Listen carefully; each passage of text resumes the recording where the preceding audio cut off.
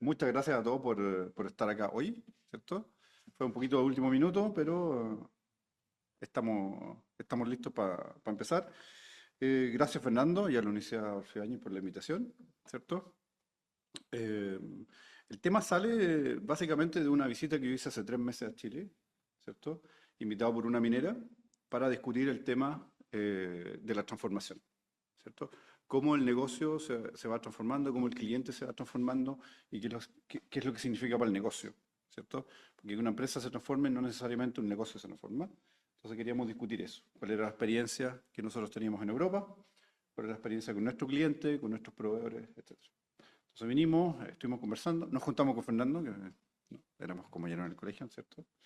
Y de ahí salió esta invitación y salió también, ¿cierto? Este artículo en el Mercurio, que es básicamente sobre el mismo tema. Entonces ahí ponemos 3 o 4 ejes principales del asunto que hoy día voy a desarrollar en más detalle. ¿Cuánto tiempo es que tenemos? Vamos a hacerlo rápido entonces. Bueno, yo trabajo en una empresa que se llama Suez, que es una multinacional francesa. Estamos presentes en 5 continentes y trabajamos a lo largo de toda la cadena de valor de residuos y toda la cadena de valor de agua. O sea, por mi trabajo en Suez, yo tengo mucho contacto, ¿cierto? Con muchas empresas, con muchos proveedores en muchos países, con muchos clientes diferentes de nuestros proveedores, etcétera, para entender cuál es la circunstancia, cuál es el negocio, para dónde va las diferentes soluciones que nosotros tenemos en el portfolio y qué es lo que va a hacer que nuestras soluciones ya no sirvan. Por lo tanto, como ustedes ven acá, parte de mi responsabilidad es entender esa dinámica, esa cinética, y anticipar ese declinio sobre el portfolio y desarrollar nuevas soluciones. Nosotros hemos visto que básicamente en nuestras áreas de negocio, ¿cierto? La evolución del negocio siempre viene acompañada de un problema, ¿cierto? La sociedad sale de la zona de confort, necesita una solución que requiere algo que no existe y tenemos un leap, tenemos un step function que nos hace avanzar hacia el futuro. En el presente, hoy, ¿cierto? Estamos en lo que nosotros llamamos en la empresa la revolución del recurso. Porque estamos en una situación, ¿cierto? Que es un poquito burning platform, donde el mundo está pasando por una serie de limitaciones, por una serie de urgencias, por una serie de situaciones que nos hacen salir de nuestra zona de confort sin una solución muy clara. Entonces, ¿cómo vamos a resolver eso? Es algo que tenemos que discutir todos juntos. Tenemos pérdidas, por ejemplo, de biodiversidad absolutamente enormes, ¿cierto? Enormes, 94% de la biodiversidad en Latam perdida desde 1975, 30% de la red de polinización en los Estados Unidos perdida en los últimos 5 años. Entonces, estamos hablando de eh, algo que parece así, ok, muy lejano, pero está muy cercano, ¿cierto? Tenemos a 11% de la población global en el mundo, ¿cierto? Bajo la línea de base en términos de alimentación. Eso es aproximadamente 42 veces la población de Chile. Estamos hablando de mucha gente que no come bien y de mucha gente que se nutre mal, aunque coma. Entonces estamos con un problema de salud, ¿cierto? No un problema de hambre, un problema de salud. Y tenemos, si hiciéramos un forecast, decir, ok, pero ¿cuánto necesitamos, cuántos alimentos necesitamos para nutrir a la población en 2050, teniendo en cuenta el descontrolado crecimiento de la población que hoy día, necesitaríamos 60% más de terreno agrícola, que no hay, y que está en declinio porque el cambio climático está afectando muchas zonas agrícolas o con sequía o con inundaciones. Y hablando de inundaciones, tenemos un problema de agua. Tenemos muchas zonas que tienen demasiada agua, que no aguanta el agua, y muchas zonas que tienen muy poca agua. O sea, aproximadamente el doble de la población de América del Sur no tiene agua segura, o sea, agua que puede usar para consumo. Y la mitad de la población del mundo hoy vive en un estrés hídrico, incluyendo París, donde yo vengo, incluyendo Santiago, donde estamos hoy. No, ni siquiera tenemos que entrar en mucho detalle en términos de contaminación, ¿cierto? 90% de la población del mundo vive en zonas contaminadas. 8 millones de personas mueren al año en todo el mundo por contaminación. Para que tengan un punto de referencia, 6 millones murieron en 4 años por el COVID. Pero nadie se escandaliza por los 8 millones que mueren todos los años por contaminación. Y estamos hablando de contaminación eh, relativamente simple, o sea, partículas, motores diésel, humo, ese tipo de exposición. En términos de sobrepoblación, tenemos un factor muy grave de sobrepoblación, ¿cierto? En 2050 necesitaríamos 5 veces los recursos del mundo hoy para que todo el mundo tuviera la calidad de vida que tenemos hoy en un país desarrollado, ¿cierto? Y las ciudades no paran de crecer. O sea, no hay forma de parar esa subida. Entonces estamos con un problema, ¿cierto? Si todos quisieran vivir con el mismo nivel de calidad de vida, necesitaríamos una cantidad de recursos que no tenemos y que no vamos a tener tampoco.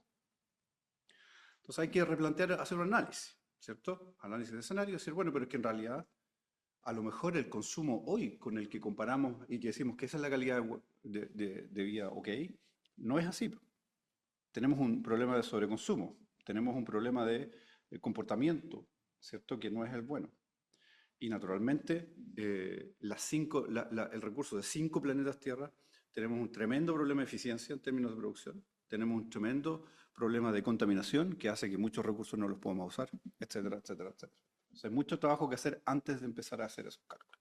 Entonces, lo que se ha propuesto como solución, ¿cierto?, en muchos sitios, es cambiar ese paradigma de consumo lineal, ¿cierto?, moverse fuera, o sea, separarse de esa sociedad basada en el petróleo y tener un nuevo sistema operativo.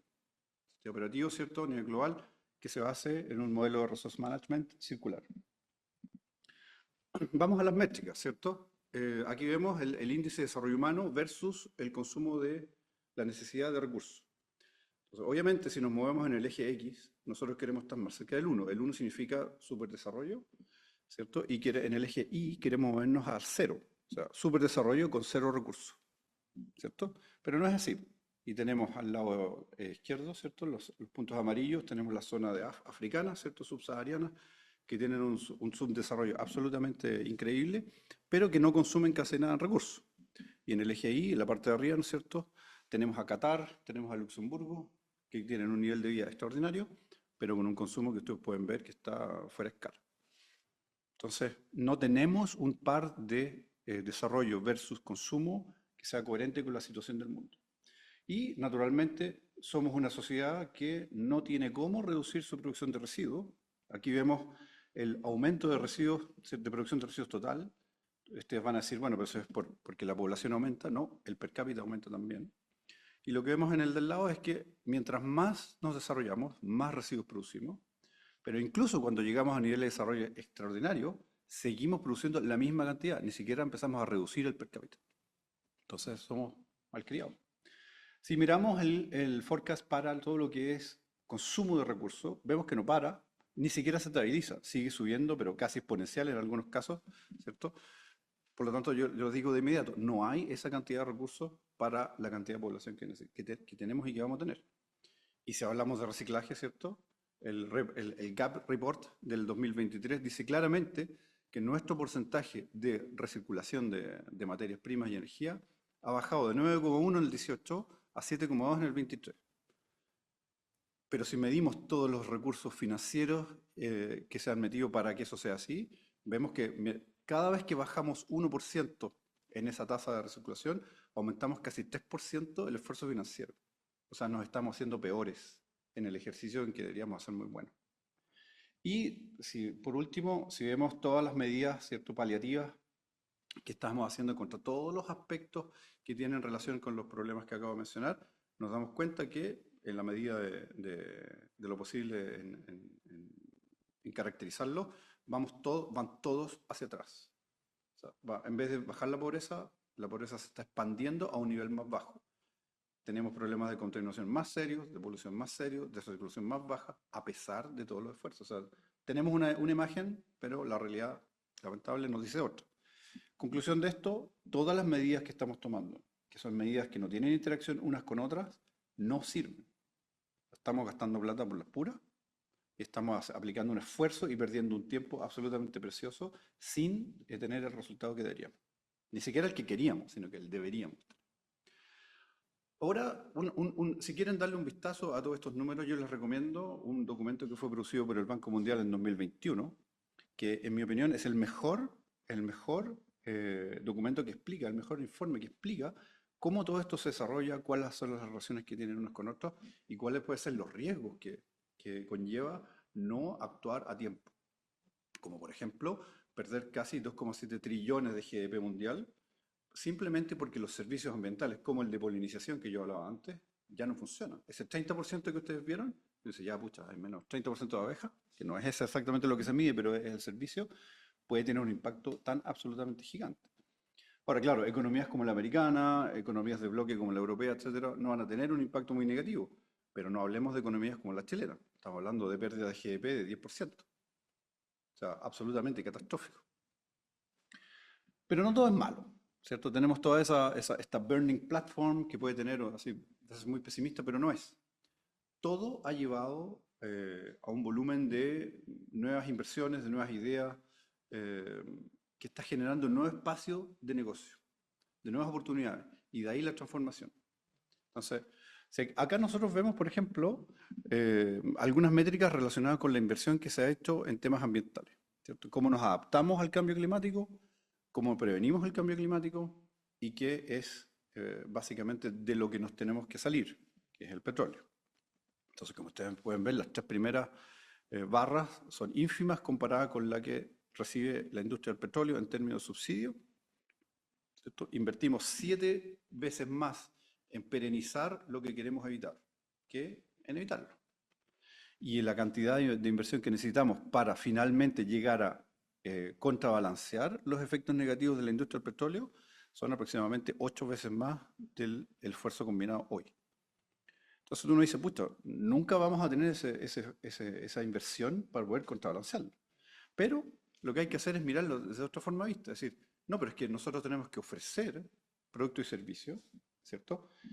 Que tengan ese valor. No, no es sacarlo del banco, sacarlo de algún fondo, ¿cierto? Para invertirlo, sino que generar valor, un valor diferente al que vamos generando hasta hoy, de hoy, generar una industria nueva, una industria transformada. Entonces, ¿qué es lo que el World Council para Sustainable Business Development llama eh, el paradigma de la extracción de valor, ¿cierto? Que es estrujar un área de negocio, ¿cierto? Tratando de que el EBITDA suba lo más posible, versus crear valor. O sea, vender más jugo de naranja, si es que eres una empresa que vende jugo de naranja, no es generar valor, es simplemente extraer más valor del mismo negocio. Crear valor significaría, por ejemplo, sacar las fibras y producir un medicamento. Entonces, el business as usual es básicamente, con un ejemplo del tratamiento de agua, ¿cómo puedo resolver el problema de tratamiento de agua de la ciudad de Santiago? ¿Cierto? Entonces, tengo los financiamientos públicos, privados, las operaciones, las licencias, los contratos, etcétera, lo resuelvo, pero básicamente no tengo resuelto el problema de los lodos que va a producir, de la energía que va a consumir, etcétera, etcétera, etcétera. Entonces, viene el famoso True Value Thinking, ¿cierto? Que es básicamente decir, no, pero yo ahora voy a considerar las externalidades negativas de ese negocio, ¿cierto? Integrando la solución en el negocio y ganando, que haciendo el negocio gane con esa integración, que es algo que hoy día no lo hace. Tú tratas de minimizar tu negocio, ¿cierto? Y maximizar tu ganancia. Entonces, claro, necesitas otro tipo de herramienta, ¿cierto? Necesitas decir, no, pero es que esto es muy complejo, esta es una tecnología que tiene un OPEX absolutamente inabordable, quizás haya que abordarlo, quizás tenga que ser parte de la operación. Quizás no necesitas hacerlo solo, necesitas alguien que lo entienda, necesitas un socio, necesitas compartir ese tremendo nueva torta de valor que vas a crear. Pero para eso necesitas tener las capacidades para hacerlo y tener una diferente evaluación del riesgo que eso conlleva. ¿Qué es lo que hemos visto nosotros en Europa en esa situación? Tenemos una burning platform, tenemos un desafío, ¿cierto? Que podemos enfrentarlo de una manera diferente. El bloque europeo, como ustedes saben, tiene ese histórico de colaboración desde posguerra. ¿Cómo lo hemos visto nosotros allá? Entonces, volvamos a la solución que había sido propuesta al principio, ¿cierto? Cambiar el paradigma, movernos lejos del petróleo y tener un sistema operativo circular. Entonces, hemos ido transformando las ciudades. La ciudad es la unidad de transformación que en Europa se maneja mejor, ¿cierto? Donde tú dices, no, pero ahora yo tengo que mover la ciudad con energía renovable, yo tengo que producir sin terreno, o sea, producir el doble sin duplicar el terreno. Necesito gestionar mis bosques no como una fuente de madera, pero como una fuente de suelo, como una fuente de biodiversidad, como una fuente de un montón de cosas. Necesito generar industria local que sea verde, no solamente verde en el sentido que consume energía verde, sino que produce productos verdes. Necesito reinventar mis granjas. Necesito inventar el concepto de biorefinería, que lo vamos a ver en unos minutos. y necesitamos transformar todo lo que es tratamiento de agua. O sea, producción de agua potable y tratamiento de agua residual. Ustedes en Santiago tienen un ejemplo excelente. Las Naciones Unidas galardonó a Aguas Andinas por ser por tener la primera biofactoría, ¿cierto? Que es básicamente la transformación de una unidad de tratamiento de agua en una unidad de producción de recursos, ¿cierto? Fertilizante, energía verde, agua potable, etcétera, etcétera, etcétera.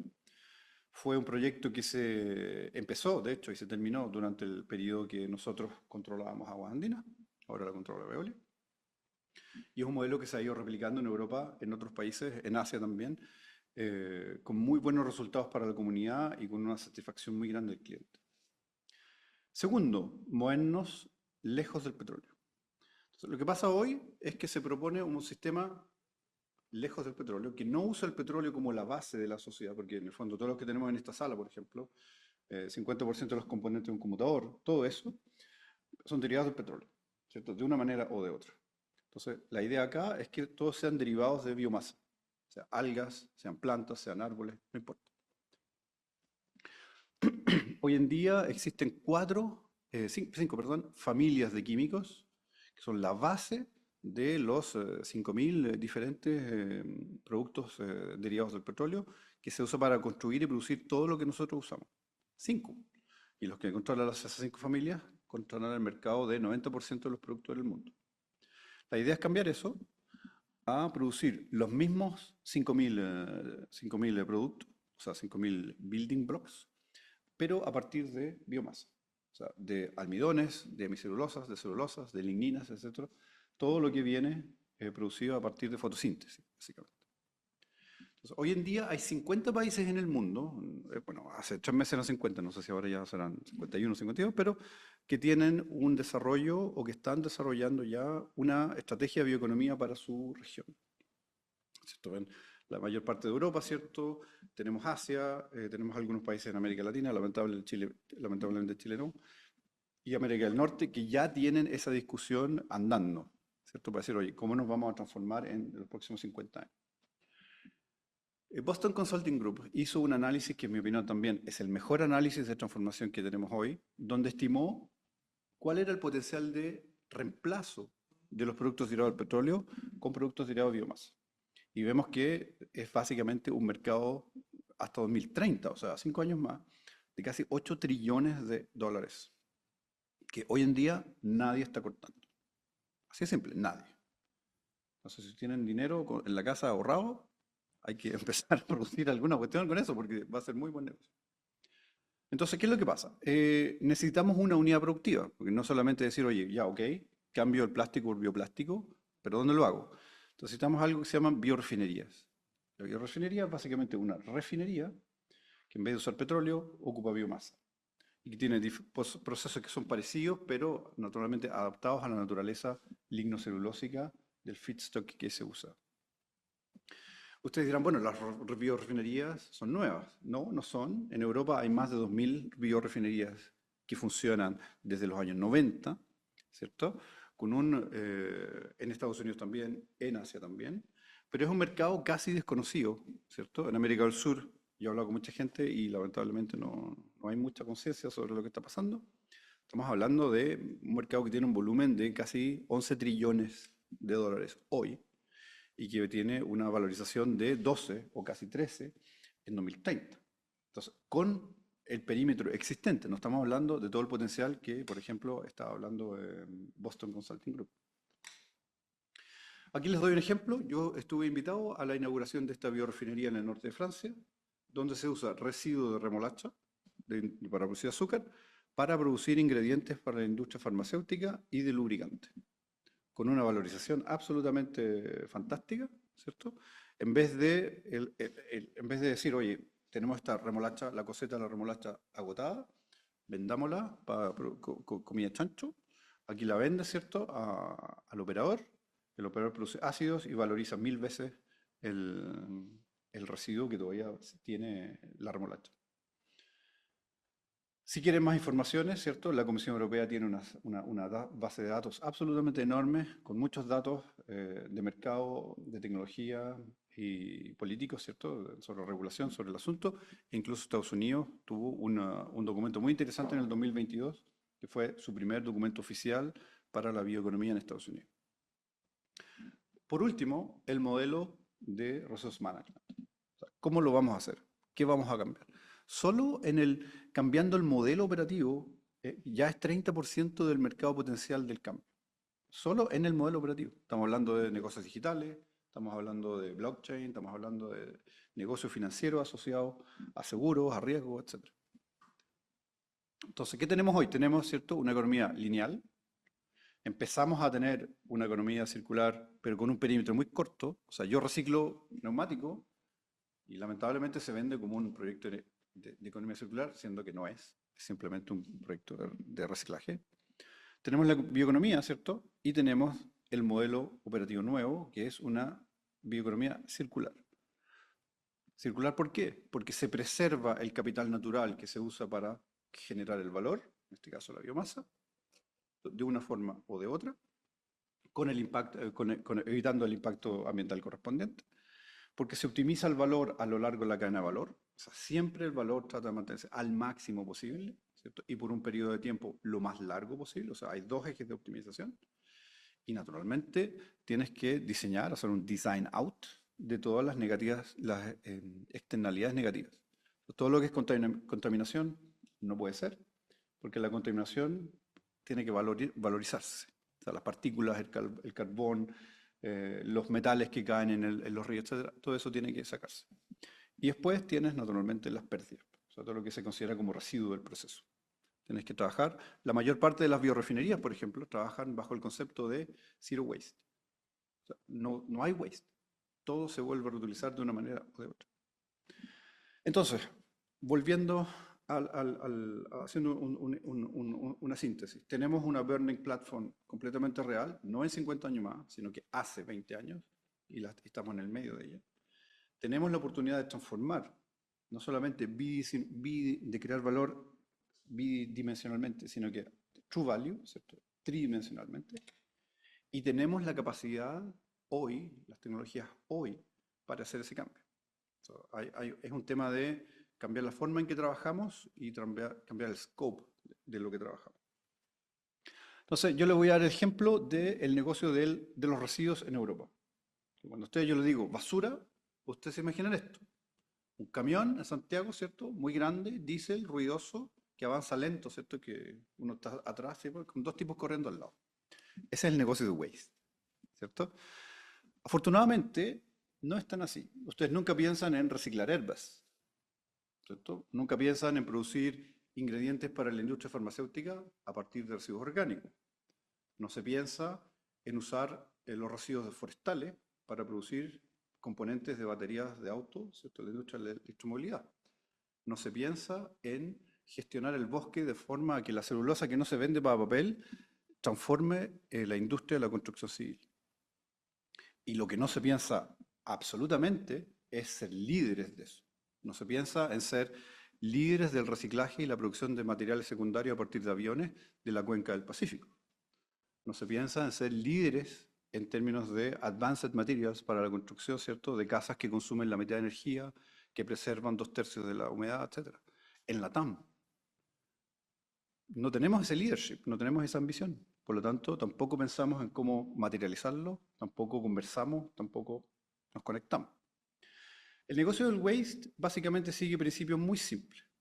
El primero es la prevención. El mejor residuo es el que no se produce, ¿cierto?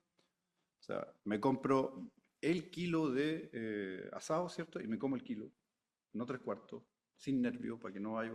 Entonces, bajar el residuo, no producirlo. Es la primera línea de intervención. Después reusarlo, reciclarlo, recuperarlo y finalmente, si es que no tiene absolutamente ningún tipo de valorización, disponerlo. Disponerlo puede ser incinerarlo, dependiendo del país, ¿cierto? Disponerlo puede ser vertedero. En Europa, como ustedes saben, los vertederos están prohibidos desde los años 90. Por lo tanto, los únicos vertederos que existen son los que se hicieron antes de los 90 y siguen operándose, pero una vez llena su capacidad, ya no hay más. Entonces, Europa sigue una trayectoria bastante interesante. Como ustedes pueden ver, la cantidad de residuos que se colecta, que se captura y que se recupera va en ascenso. la cantidad de residuos que se produce sigue la curva demográfica, no aumenta, como por ejemplo en zonas como Middle East, y la cantidad de residuos que se va a vertedero, como ustedes ven, va en declive. Entonces, vamos bien en la práctica.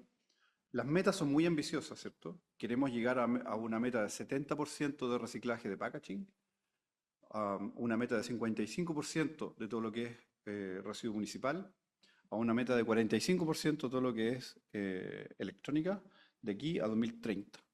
No está tan mal. Y anticipamos, porque decimos, mira, la meta, si llegamos a la meta en el 2030, vamos a necesitar esta cantidad de recursos o de infraestructura existente en el terreno. Hoy día tenemos mucho menos. La diferencia es una oportunidad de negocio. Ahora, ¿cómo se enfrenta esa oportunidad de negocio? De diferentes formas. Por ejemplo, Venture Capital. Venture Capital ha sufrido un crecimiento absolutamente explosivo en Europa. Nosotros aquí estoy presentando los datos de Ernst Young 2023, ¿cierto? Donde muestra que en el 2022, en Francia, estos son datos de Francia, tuvimos un pic de 14 billones de euros en Venture Capital. Fue absolutamente explosivo, ¿cierto? El Venture Capital se distribuye en 5 grandes zonas en Francia. Cleantech, o sea, producción limpia. Greentech, que es producción que usa energía verde, materiales verdes, etc. Carbon Neutrality, o sea, tecnologías y procesos que son neutros en términos de producción de carbono y de su impacto del producto que producen en el ambiente. Empresas con objetivo, o sea, básicamente la estrategia de una empresa que se modifica para que cumpla o utilice las otras secciones, y los famosos ESG, ¿cierto? Que son empresas que se cotizan en un mercado específico con condiciones específicas relacionadas con el ambiente, el aspecto social, entre otros.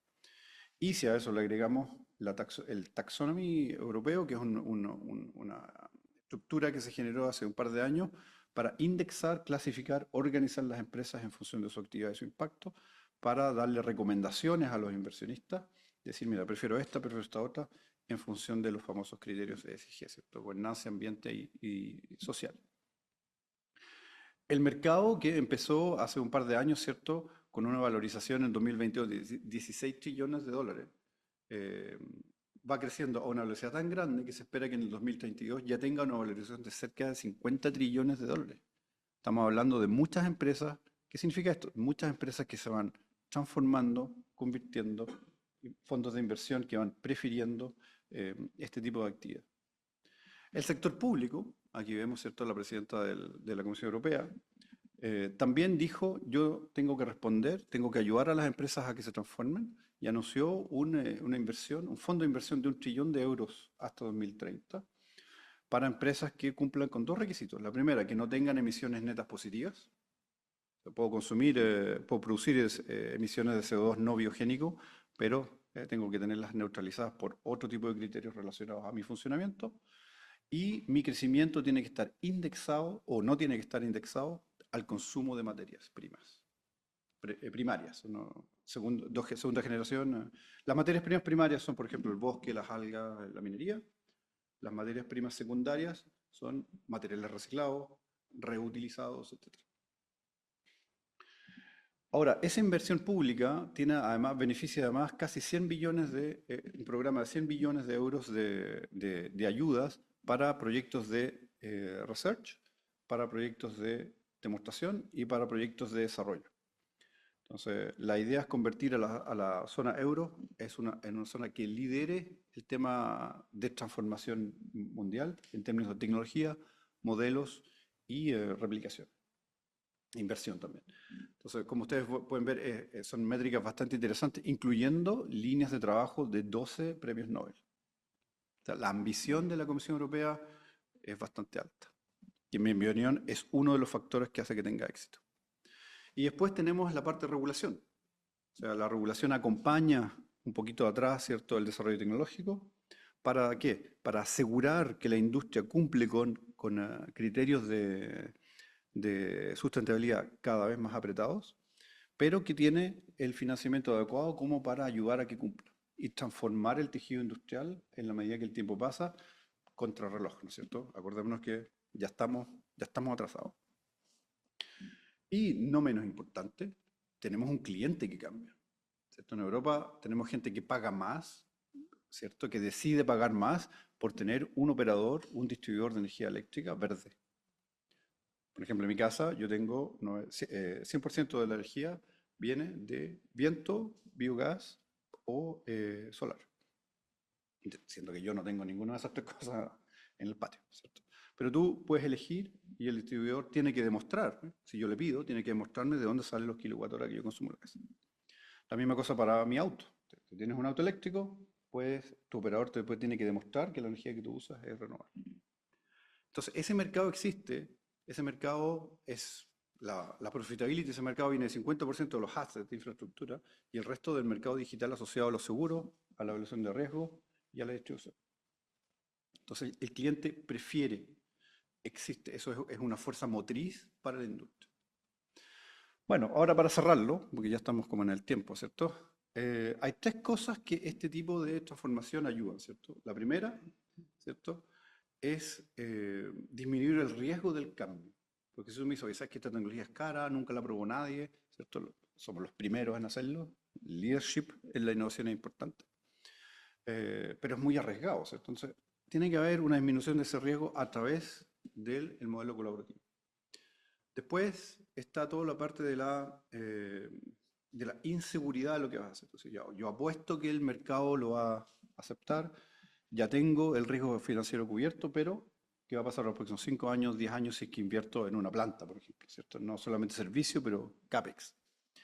Y naturalmente existen todos los problemas geopolíticos que vemos en todas partes del mundo, ¿cierto? El que invirtió en granjas de cereales en Ucrania, yo creo que ahora no debe estar muy contento, ¿cierto?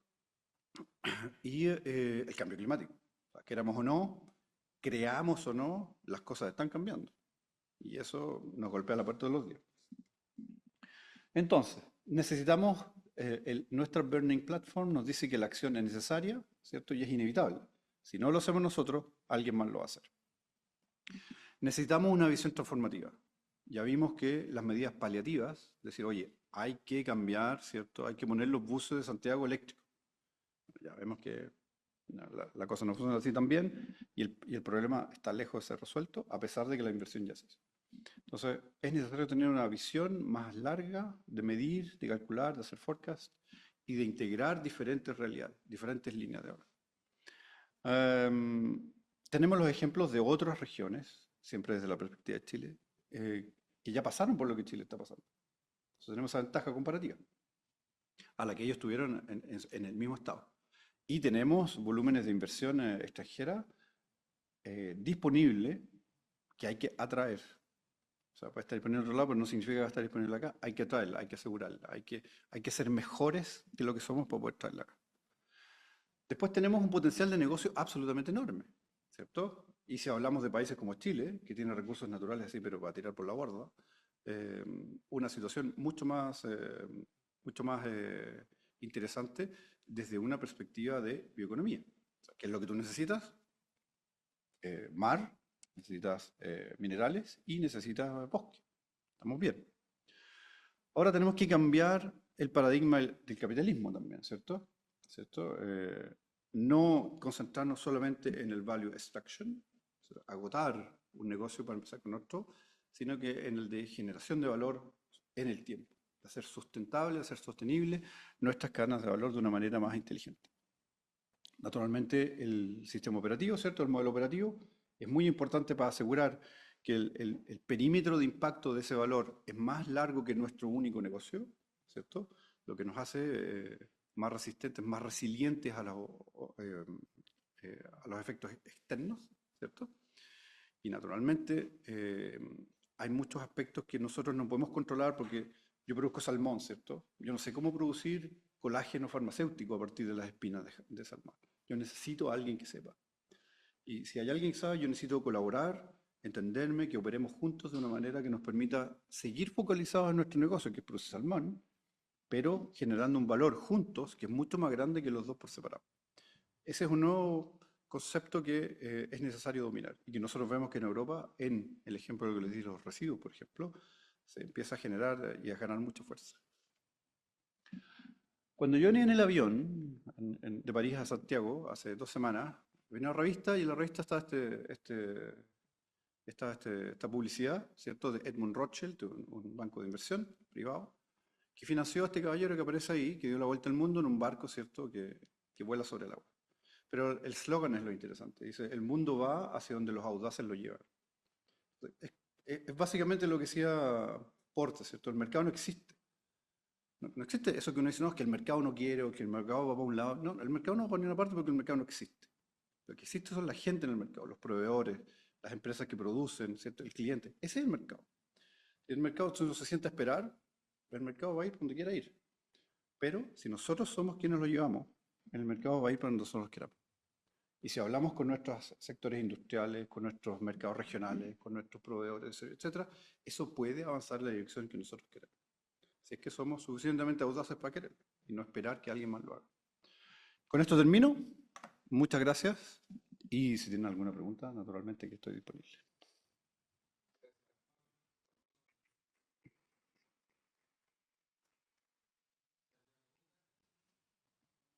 ¿Ya? ¿Claro?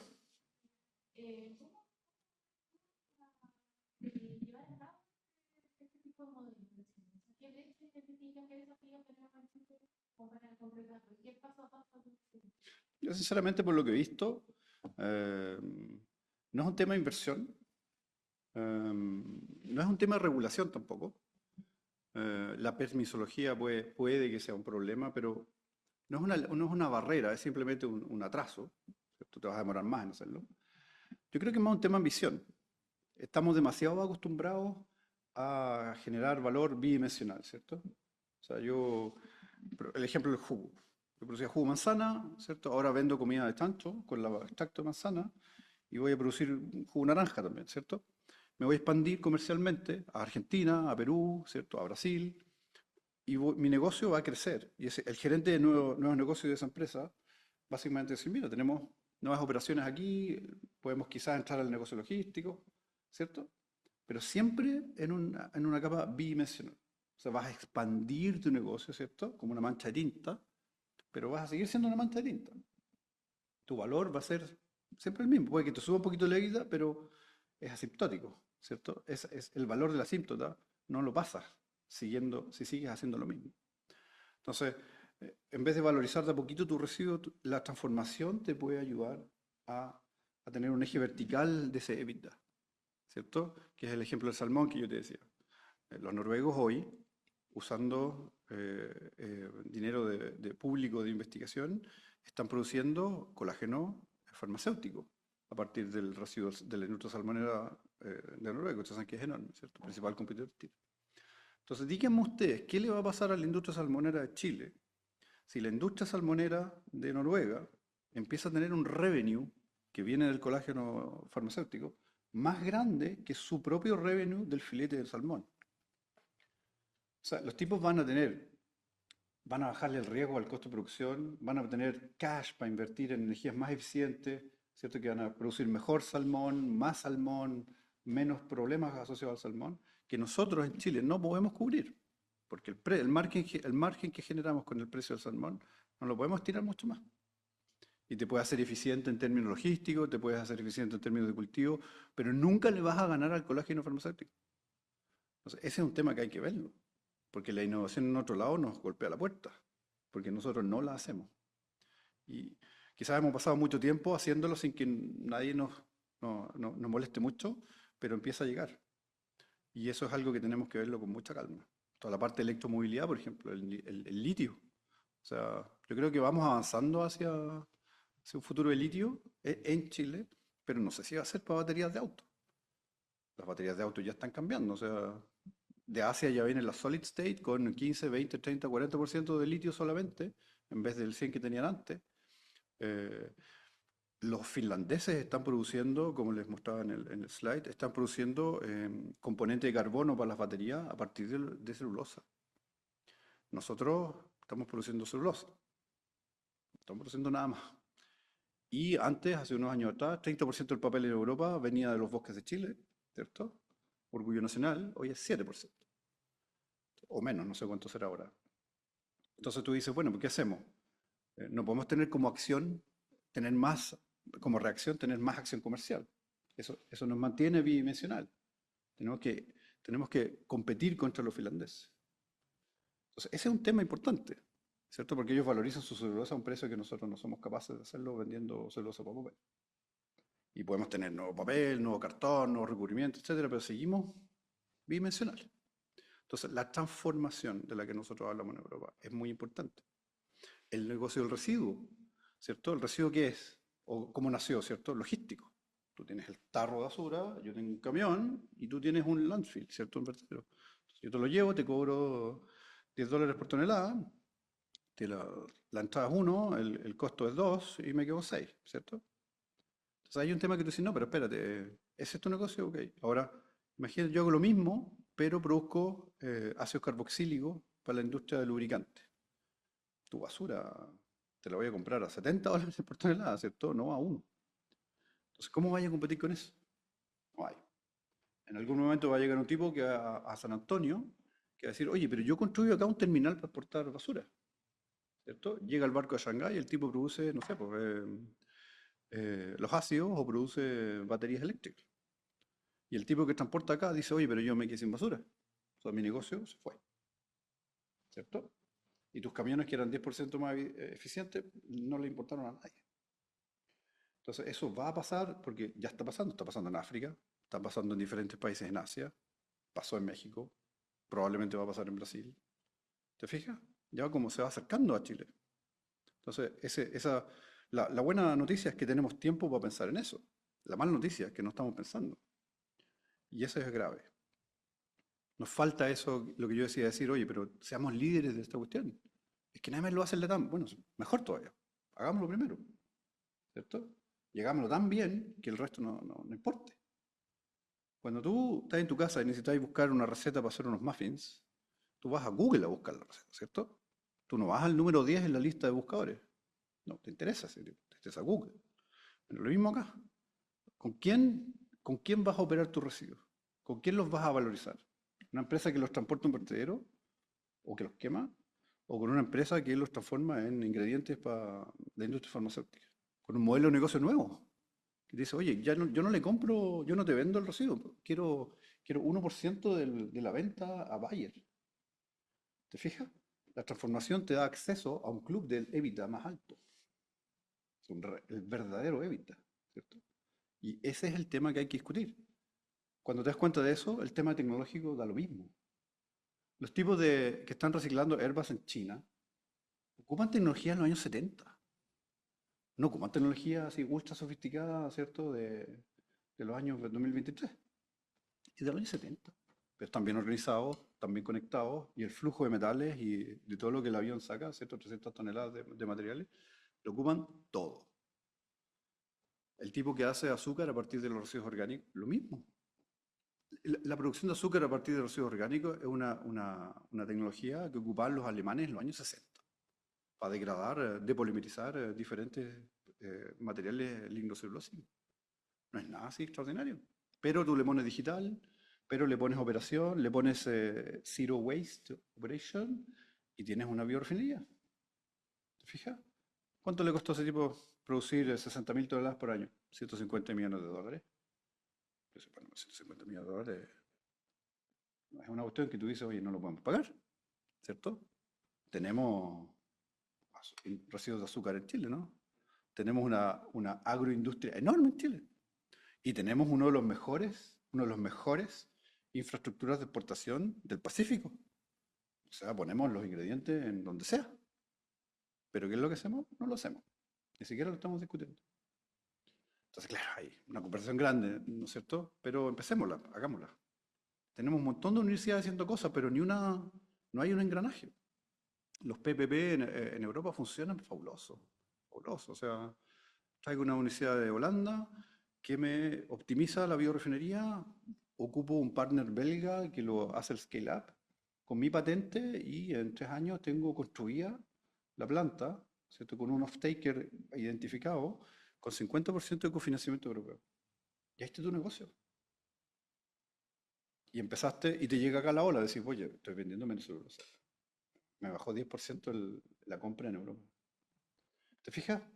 Bueno, yo no sé si será 10% y será tan esa magnitud en ese mercado, pero para darte un ejemplo de cuáles son las fuerzas que se están moviendo. y ya están moviéndose. Como tuviste, en Europa hay 2.000 más de 2.000 biorefinerías. Y esos tipos están produciendo a partir de residuos de maleza, a partir de residuos de la industria de trigo, o sea que toda la paja, ¿cierto? Mejorando el suelo. Hay industrias que venden servicios para mejorar la calidad del suelo, para hacer la producción más grande. Los holandeses están produciendo más tomate que los españoles, en, en una fracción del área, ¿cierto? Una fracción del costo, con un múltiplo de 10 la calidad. El tomate holandés es mejor que el español, dice. Pero que no haya nadie en España acá. Pero es así, es la realidad. El mundo cambió, se transformó. Y los españoles que no invirtieron en esa tecnología, también donde la compran. A un costo más alto, en un momento más tardío del ciclo del negocio del tomate. Te fijas, el mercado ya lo controla. Ese es el tema. Entonces yo creo que hay que responder menos comercialmente y más transformadoramente. Y hacerlo ahora. Y como te digo, no es difícil, no es un tema tecnológico. Quizás hayan sido unos pequeños nudos tecnológicos que resolver, pero ¿cuál es el problema? El problema es del modelo. Es decir, tengo que trabajar con este tipo para transformar mis espinas en colágeno. ¿Cómo lo hago? ¿Con quién lo hago? ¿Cómo me conecto? ¿Qué modelo uso? Mi modelo siempre sigue el mismo, ¿cierto? Costos menos revenue de venta por tonelada y eso sería el modelo de negocio. Eso tiene que cambiarse. Hay que dejar de hacerle el quite a la complejidad de lo que no entendemos. Eso es lo que se hizo en Europa en los años 60 y no funcionó. Eso es lo que hay que hacer acá ahora.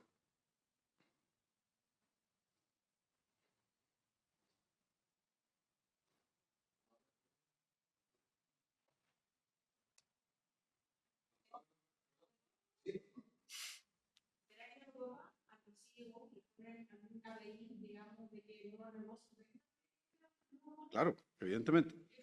Evidentemente. O sea, la legislación apoya mucho esta dirección. Entonces hay un trabajo estratégico. En Europa todos nos quejamos de que la legislación es muy lenta. Pero básicamente porque estos tipos están pensando demasiado en el segundo, tercera, cuarta y quinta derivada, antes de implementar. Entonces, por ejemplo, el esquema que yo les mostré de valorización de residuos, o sea, primero evitarlo, después, etcétera, etcétera, etcétera, se demoró como 15 años en desarrollarse. No es tan difícil, pero fue así. Entonces, ¿qué es lo que pasa? Claro, tú como productor de residuos, imagínate, produces, sigamos con el ejemplo del jugo de manzana, produce residuos. Entonces, ¿qué es lo que hacía antes de ese esquema? Llegaba algún camión, se lo llevaba, le pagaba 2 euros la tonelada y se acabó tu problema. Ahora no, ahora te penalizan. Tu jugo se penaliza porque no eh, optimizaste. No tienes cómo probar que optimizaste y que eso que se produjo era inevitable. Y después de eso, lo que se produjo lo puedes valorizar en otra cosa. ¿Lo estás valorizando? No, penalización. Hay que penalizar, hay que valorizarlo.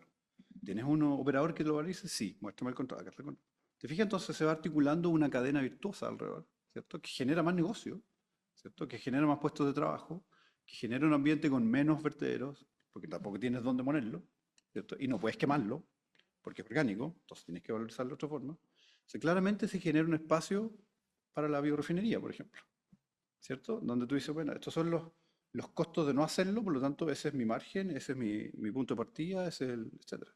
Y con la escala disminuye el costo, vendes para afuera, la industria farmacéutica está mirando cómo descarbonizar sus ingredientes. L'Oréal, por ejemplo, tiene como objetivo en 2035 tener 100% de sus ingredientes derivados de biomasa. 100%. Y dice, oye, pero eso no va a llegar nunca. Están en 86. Claro, tiene costo, tiene un montón de transformación en todas sus plantas, bla, bla, bla, pero tiene un ecosistema enorme alrededor. Investigación, demostración, cofinanciamiento, eh, socios estratégicos completamente expertos en diferentes áreas que L'Oréal nunca va a ser experto y que trabajan juntos, no solamente como prestación de servicio, sino que en negocios integrados, donde el modelo de negocio te permite que todo el mundo gane más que si yo te vendo y tú te vendo, tú te vendo. Esa complejidad no la evitaron. Les costó, ¿ah? No fue tampoco crean que si es automático, se demora, ¿cierto? Pero funciona. Y funciona mejor que el modelo que reemplaza. Yo creo que eso es lo importante. ¿Ok? Muchas gracias. Muchas gracias a ustedes.